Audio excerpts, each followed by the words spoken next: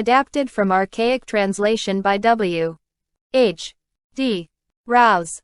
Jataka number. Bhikkha Parampara Jataka. I saw one sitting, etc. This story the master told, while living in Jetavana monastery, about a certain landowner.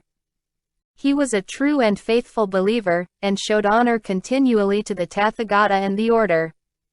One day these thoughts came to him. I show honor constantly to the Buddha, that precious jewel, and the holy order, that precious jewel, by giving to them delicate food and soft clothings. Now I should like to do honor to that precious jewel Dhamma, the righteous path to nirvana. But how is one to show honor to that?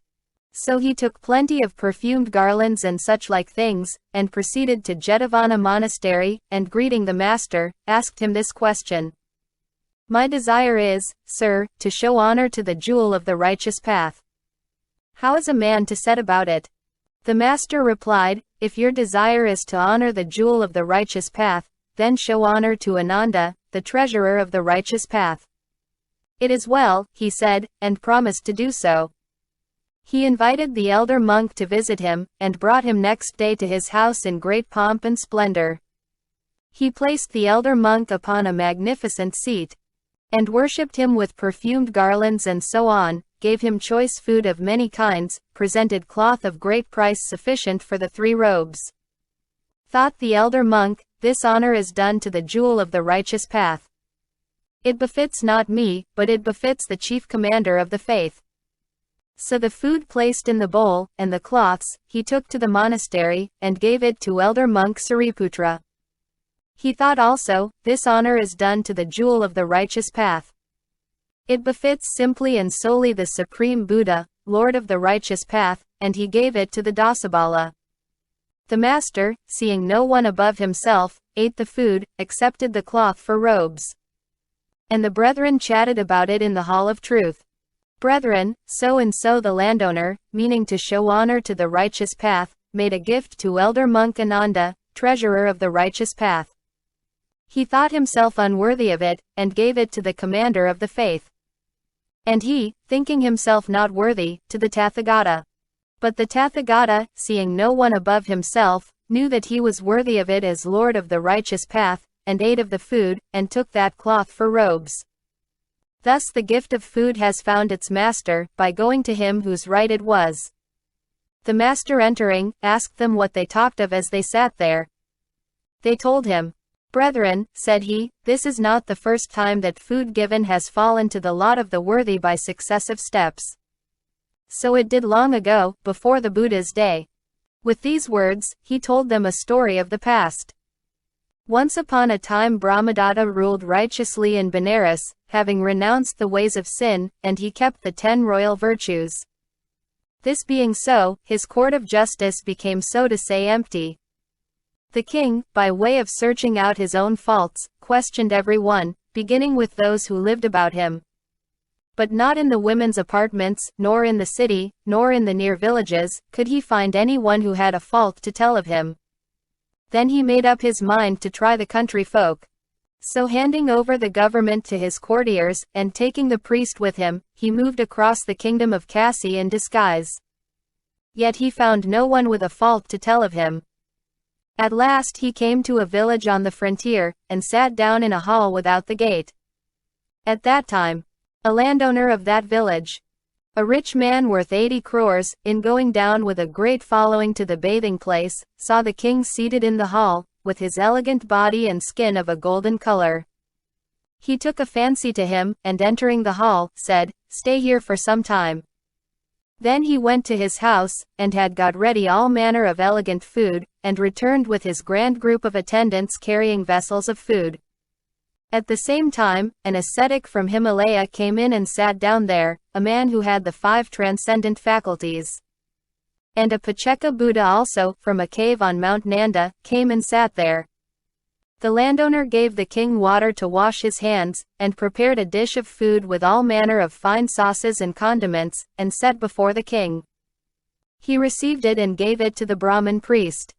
The priest took it and gave to the ascetic. The ascetic walked up to the pacceka Buddha, in his left hand holding the vessel of food, and in his right the waterpot, first offered the water of gift, and then placed the food in the bowl. He proceeded to eat, without inviting any to share, or asking leave.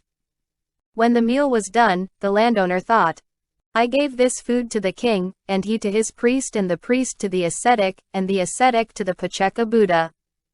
The pacceka Buddha has eaten it without leave asked. What means this manner of giving?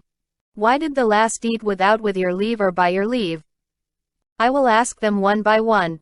Then he approached each in turn, and saluting them, asked his question, while they made answer.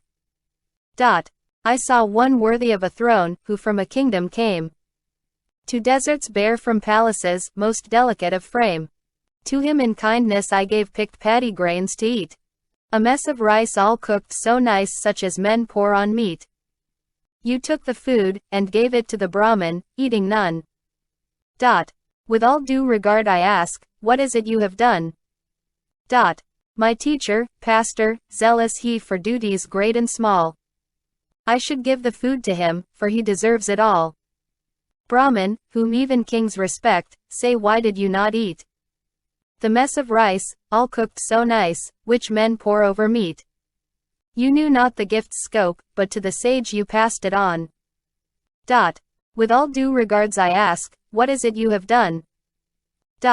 I keep a wife and family, in houses too I dwell. I rule the passions of a king, my own indulge as well. Unto a wise ascetic man long living in the wood, old, practiced in religious tradition, I should give the food. Now the thin sage I ask, whose skin shows all the veins beneath, with nails grown long, and shaggy hair, and dirty head and teeth. Have you no care for life, O lonely dweller in the wood? How is this monk a better man to whom you gave the food? Wild bulbs and radishes I dig, catmint and herbs seek I. Wild rice, black mustard shake or pick, and spread them out to dry.